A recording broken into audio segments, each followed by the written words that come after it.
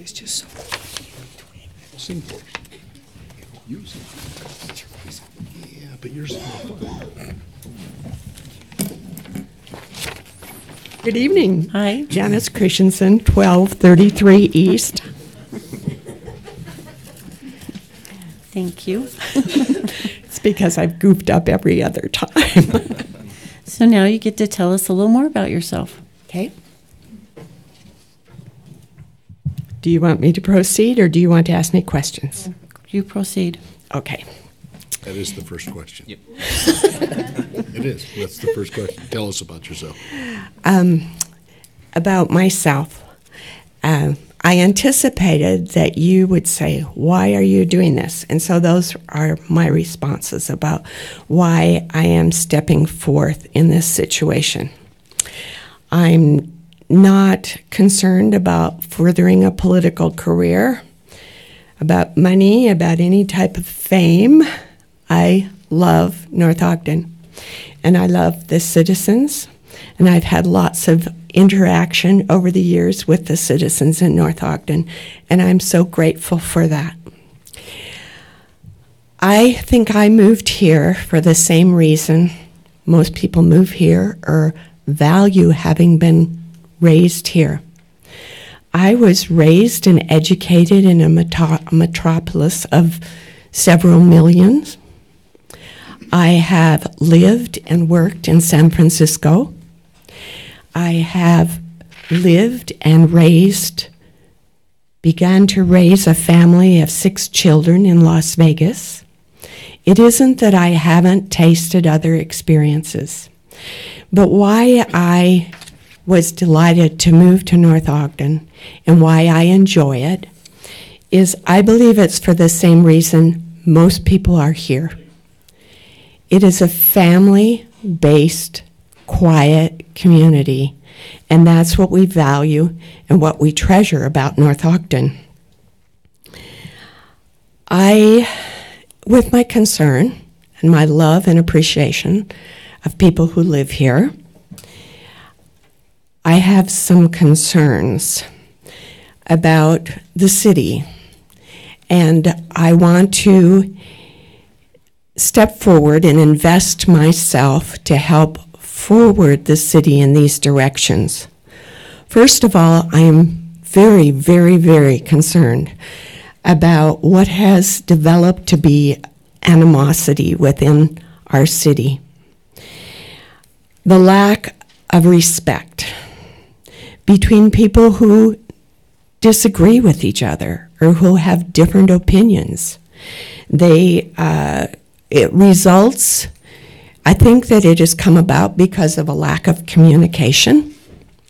And so I would like to see better communication with the community, because ultimately what has happened with this lack of respect is there is bullying, there is isolating, there is name-calling, and there is censorship.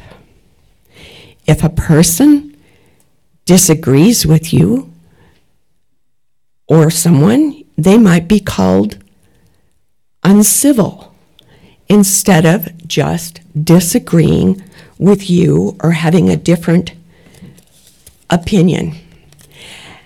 And my concern about this is the good news and the challenging news is this lack of respect, this need for increased respect comes right back to the leaders of the city. And that's why I would like to participate to enhance that respect between the community and leaders. I also have a concern that the city be focused on basic needs. If we have a desire to provide a venue for Habitat for Humanity, or for a Boys and Girls Club, or for entertainment, then I feel strongly that there needs to be a stamp of approval from the community Now, I know that as elected people, you can't go to the community for every this, that, and anything. But if you go beyond the basic needs of protection, police protection, water, sewer, utilities, then it needs to be verified by the city, that community, that this is what they want. This is how they want their tax money spent. Now, I have heard people say, well, that's not possible. It costs too much money. It's thousands of dollars to find out what the community feels about a given issue. I am very grateful to have had the energy and to have had the momentum and the interest to have knocked thousands of doors in North Ogden for whatever reason. I have reached out to the community many, many times. I know how to do it. I know how it can be implemented. I know how it can be brought about. So when people say that just can't happen, I know that it can. And were I mayor, that would be implemented, and we would get a better tap on what the community wants, how the community feels about some of the directions of the decisions. I've emphasized a focus on basic services, and okay. I think essentially I have expressed why I have put my name out as an applicant. It is, and I feel that the things that I am expressing are essential and the most critical things that our city will face. If we do not have communication, if we do not have public support between the direction of the city council, of the mayor, then we don't have anything, because we need the unity, the cohesiveness, the strength behind a really solid community. I heard a little saying lately, and I thought, I like that. It was billed as an African saying, and it said, if you want to go fast, go alone. If you want to go far, go together. We want, as a community, to go far. We want North Ogden to be known as a solid, family-based, value-based center. And that's what I would promote as a mayor with that opportunity. Questions? Well, we have more. We have 5 questions here for you. Okay. You answered the first one and my second one, which was what motivated you to be mayor. So we'll send you on to number 3 Okay. with Ryan. What do you see as a future vision for North Ogden regarding residential and commercial development? I know that we have a master plan, and I know that it was updated as late as 2015. As far as the vision relating to it, I would hope that we work to maintain a family value-based community, and that we use economic development as it has been envisioned along the main corridor of North Ogden, that we aren't going into the residential areas where we want quiet and where we want family-based items. So I think that I would support whatever is. I know that a general plan is fluid, and I know it needs to be reassessed always. But I think our basic core values should be what motivates us to invite people to come, to encourage development. My vision. Okay, Mrs. Christensen, question for you. Yes, sir. Knowing that your husband, in his political position, has experienced that complaint and criticism from people, so how would you handle complaints and criticism from citizens? Ultimately, first and foremost, I would handle it, and I would beg everyone with whom we were associated respectfully. Because people can complain, and they may have valid things to complain about, but it cuts me to the core when I see public officials treat the public with disrespect.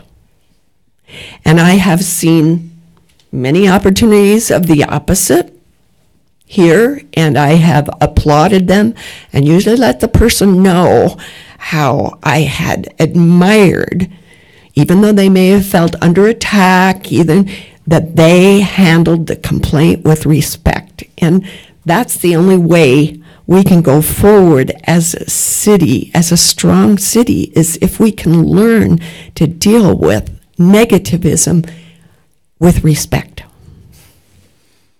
Great, thank you. Janice, the last question. So, as you know, there's been some conflict in the city, particularly the amphitheater at Barker Park. And so, if you're the new mayor, how would you, or what is your vision? Let us know what your vision is that you see. We've already done stage 1 of construction. We're entering stage 2. What's your vision for the amphitheater, and then how would you handle both those that are for the amphitheater and then those who are against it? I think this fits nicely into my vision for the city. I think that it would be a matter of dealing with the issue with respect for both sides of the issue. I also think that it would be important to go back to the general plan and look at the priorities of the general plan, the master plan,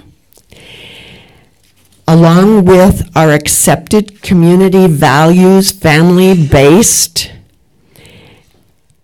and see just exactly how the amphitheater could be used to promote our solid community values. There has been some questions, some issue. It'd be interesting is that because it is a public venue and because it has public money in it, that that is a challenge to control the content, because this is America. And because if we use tax dollars and we use public funding, then how do you sort out what is acceptable and not acceptable? And that, for me, would be a learning thing, because I would hate to see the amphitheater used in a way adverse to our community values. Thank you. Thank you. Thank you.